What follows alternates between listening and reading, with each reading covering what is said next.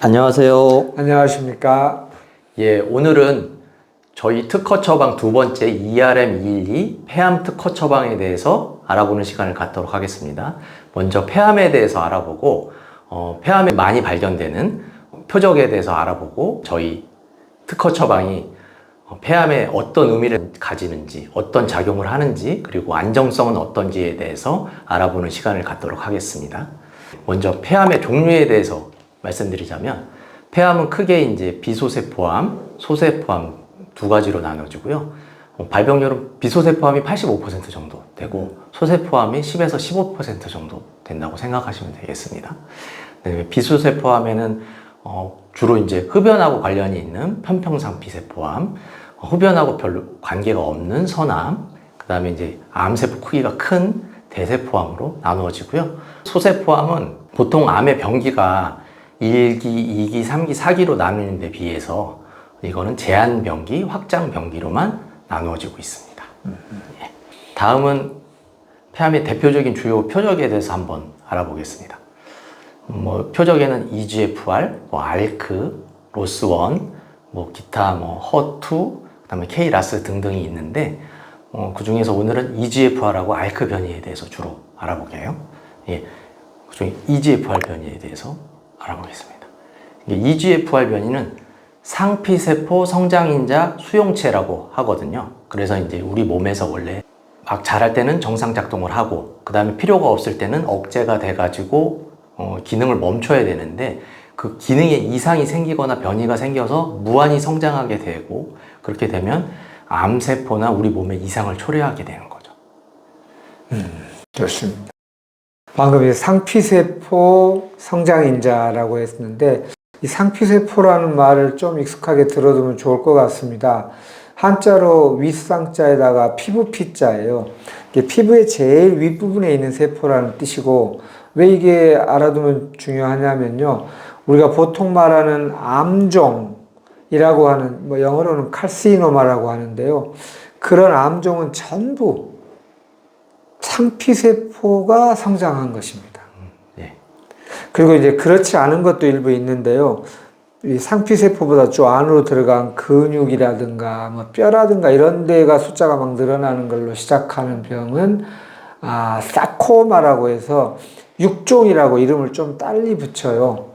그래서 육종은 뭐고 암종은 뭘까? 전체적으로 우리가 암이라고 하는데 그 대표적인 차이가 상피세포에서 시작했느냐 아니냐예요. 근데 지금 그래서 우리한테 많이 익숙한 게 상피세포 숫자가 막 무한정 늘어나는 거, 그거를 촉발하는 인자가 EGFR이 그 중에 하나인데요. EGFR 하나만 있는 게 아니고 HER1, HER2, HER3, HER4 이렇게 소위 HER 패밀리라고 하죠. 그 중에 특히 HER1을 따로 EGFR이라고 부릅니다.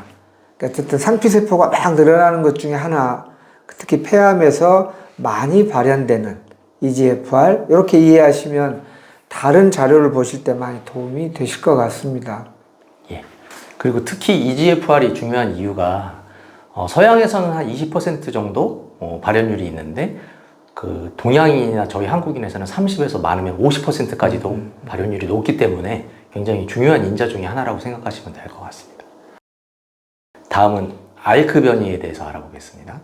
ALK 유전자는 원래 이제 체중하고 관련된 역할도 하고요. 그 다음에 이제 세포 성장에 관련된 역할도 하는데, 이게 변이가 생기면 여기 그림을 보시면 알겠지만 PI3K, AKT, mTOR 경로를 활성화시키거나 라스 경로를 활성화시키거나 해서 암 성장에 기여한 역할을 많이 하게 되는 거죠. ALK, ALK를 주로 ALK라고 우리가 부른다면 이 ALK 유전자도 좀 많이 들어두시면 도움이 될 거예요. 그게 방금 말씀하셨듯이 체중 증가에도 도움을 준다.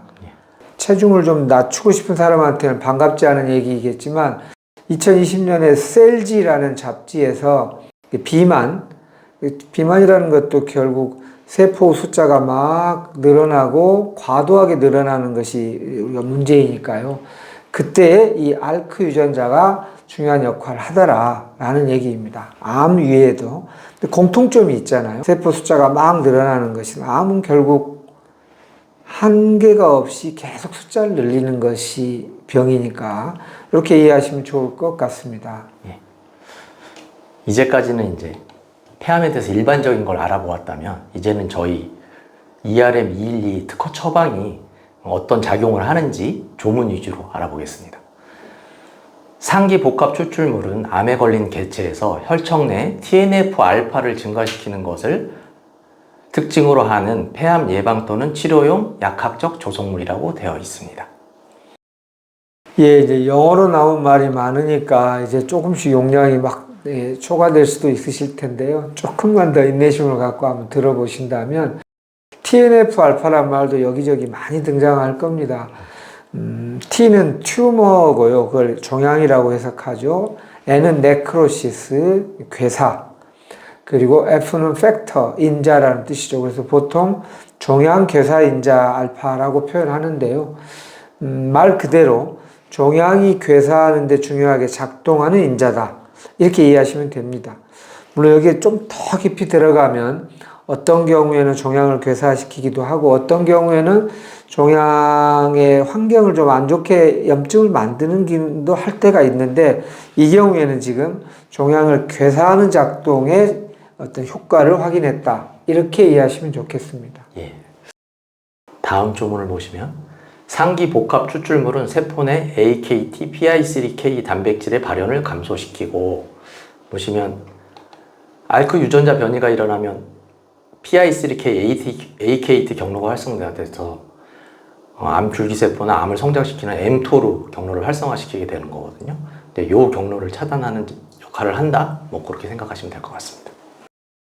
저는 계속 여러분에게 이제 용어를 좀 익숙하게 하는 일을 좀 전달드리고 싶어요.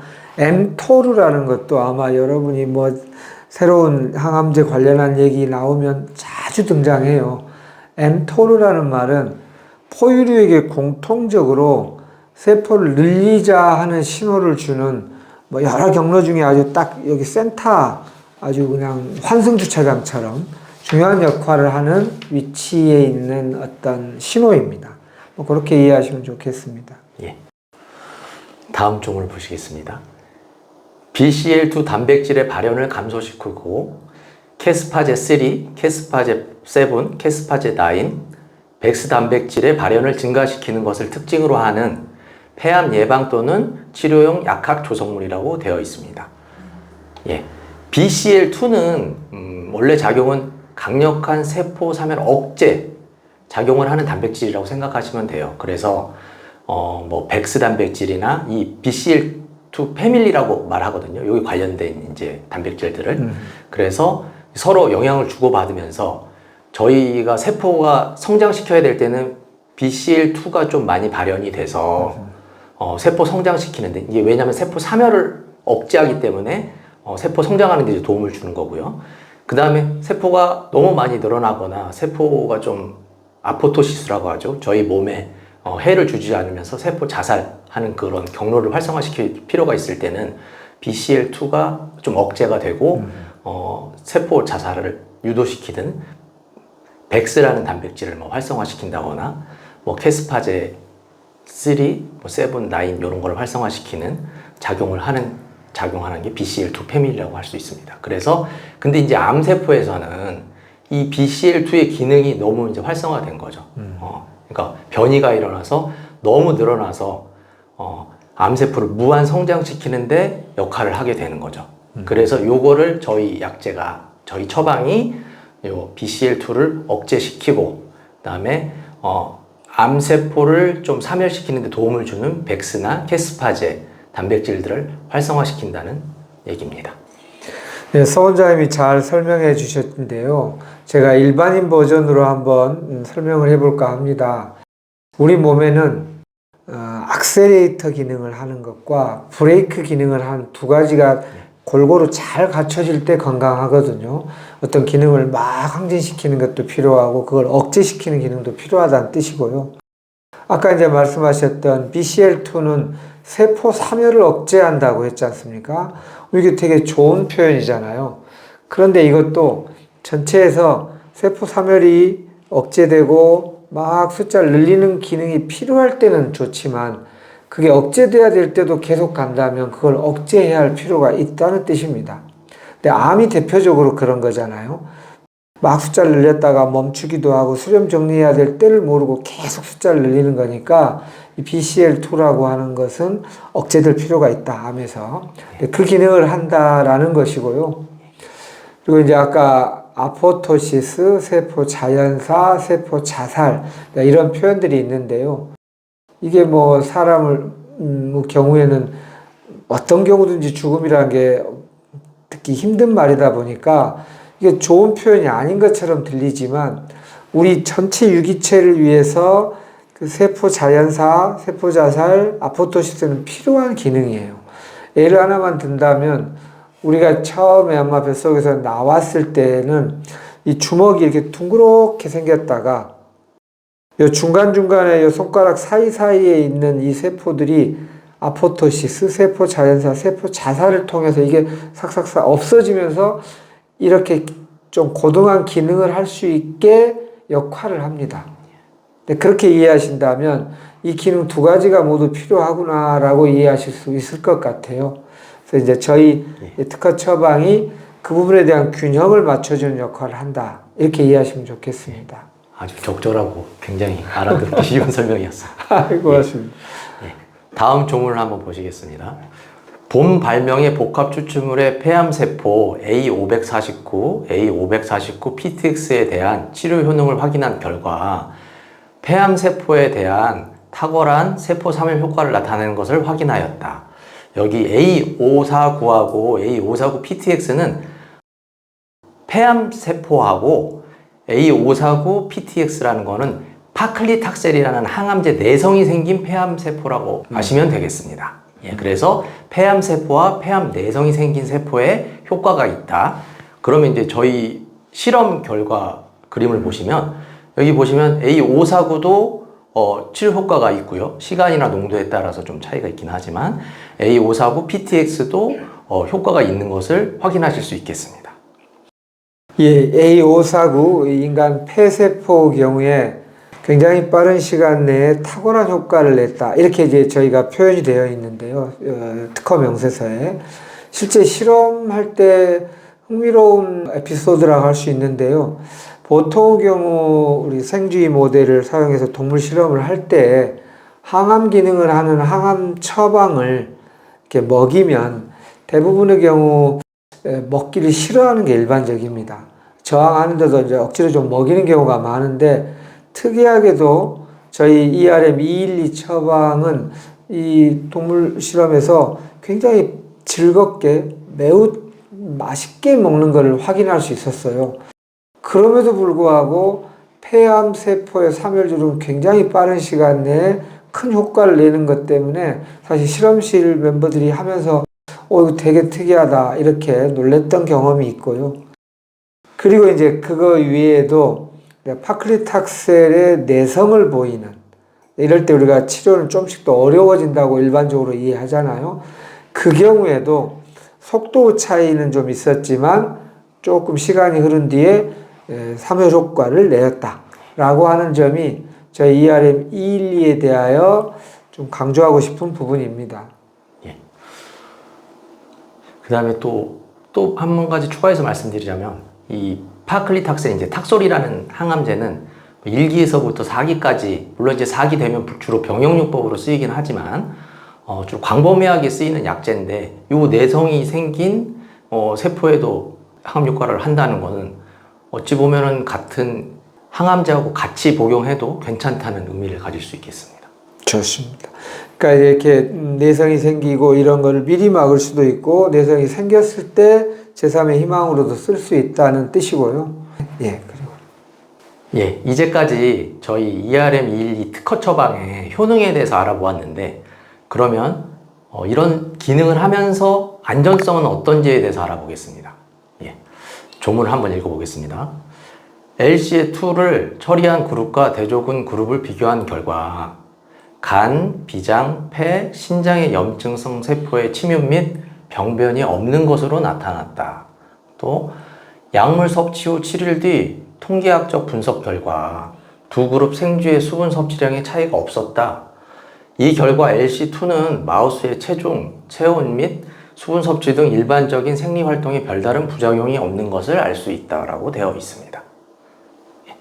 예, 이제 보통의 경우 이렇게 효과가 약물은 효과성도 있어야 되고 안전성도 있어야 되거든요. 이 두 날개를 모두 갖추어야 되는데 이렇게 이제 독성 검사를 일종의 했다고 할 수 있는데요. 세포 단위에서 하기도 하고 이렇게 동물 실험 생체 전체를 통해서 해보았더니 아까 말했듯이 뭐 수분 섭취량, 체중, 체온 이런 뭐 여러 가지 변화가 특별한 게 없었다 이거요. 또 그 중에 하나씩 간, 비장, 폐, 콩팥 이런 걸 다 떼내서 봤는데도 어떤 침윤이라든가 병변의 흔적이 전혀 없었다. 그래서 매우 안전하다라고 하는 걸 말씀하는 거죠. 예. 예. 이제까지 저희 ERM212 특허 처방의 기능과 안전성에 대해서 알아보는 시간을 가졌습니다. 좋습니다. 이제 이게 폐암의 경우 우리가 뭐 사망률이 높다 그래서 굉장히 두려워하는 병으로 알려져 있긴 한데요. 사실 이제 그거는 현대의학, 서양의학에서의 범주에서의 예후라고 할 수 있고요. 거기에 동양의학적 치료를 곁들일 때, 다시 말하면 복합 천연물을 곁들일 때는 이런 특징이 있습니다. 서양의학적 약물은 싱글 컴파운드, 다시 말하면 단일 성분으로 딱 약제를 만든단 말이죠. 약을. 그러면 효과가 빠르고 정확하고 신속하다는 장점이 있습니다. 그래서 우리가 소위 말하면 뾰족한 치료예요. 그 장점은 장점대로 살리지만 그러나 그게 제일 아쉬운 것은 내성이 생기기 쉽다라는 거예요. 뾰족하다는 말은 국소성이라는 뜻이고 결국 국소성이다 보니까 내성이 생기는 거죠. 그래서 거기에 복합 천연물은 뾰족한 국소성을 가진 서양 약물에 비해서는 빠르고 신속하지는 않지만 그러나 내성을 억제하는 효과가 훨씬 크다. 이렇게 볼 수 있어서 같이 보완하는 게 아주 중요하고요. 거기에 더 나아가서 이제 폐암의 경우는 이제 저희가 심신통합적으로도 살펴보면 스트레스, 특히 감정적 응어리, 뭐 깊은 슬픔이라든가 뭐 이렇게 엄청난 감정적 응어리가 생겼을 때 굉장히 빨리 병이 진행되고 잘 치유가 안 되는 경우도 많거든요. 그것까지를 곁들인다면 예후는 훨씬 좋아질 수 있다. 이 말씀을 꼭 희망으로 드리고 싶습니다. 예. 그럼 오늘 특허방을 비롯해서 폐암을 치료하는 것에 큰 원리 그리고 저희가 제시할 수 있는 하나의 희망의 메시지를 전달 드린 것 같습니다. 예. 오랜 시간 잘 들어주셔서 감사합니다. 예, 수고하셨습니다. 예, 감사합니다. 수고하셨습니다.